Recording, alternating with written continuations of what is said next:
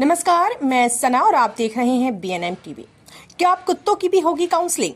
Supreme court में बुधवार को हुई सुनवाई के दौरान ऐसा सवाल उठा जिसने अदालत की कार्यवाही को भी हल्का फुल्का बना दिया। मामला था आवारा कुत्तों की बढ़ती समस्या और उससे हो रहे हादसों का। लेकिन बहस के दौरान कुत्तों के मूड, काउंसलिंग और कम्युनिटी डॉग्स जैसे अनोखे मुद्दे सामने आए।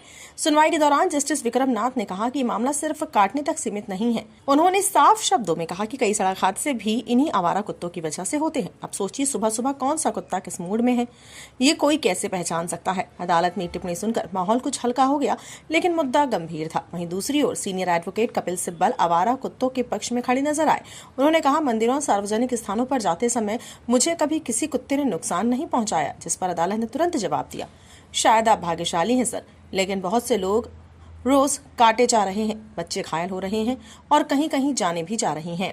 सिब्बल ने अदालत को बताया कि ऐसे कुत्तों को पकड़कर विशेष सेंटर्स में भेजा जा सकता है, उनका टीकाकरण और नसबंदी कराई जा सकती है और फिर उन्हें उसी इलाके में वापस छोड़ दिया जाता है। इस पर सुप्रीम कोर्ट ने हल्के फुल्के अंदाज में कहा, बस अब एक चीज बाकी रह गई है, उन कुत्तों की काउंसलिंग करवा दीजिए ताकि वापस आने के बाद वह किसी को काटे नहीं। अदालत के अंदर ये सुनते ही हल्की मुस्कान तैर गई, लेकिन साथ ही सभी को ये याद दिलाया गया कि मामला मजाक का नहीं बल्कि सार्वजनिक सुरक्षा का है। सुप्रीम कोर्ट की ये बेंच जस्टिस विक्रम नाथ, जस्टिस संदीप मेहता और जस्टिस NV अंजारिया की है।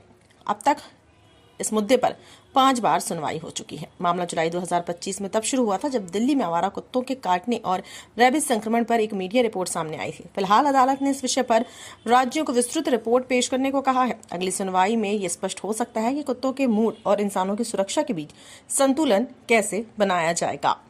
दिल्ली से BNM टीवी के लिए रिपोर्ट।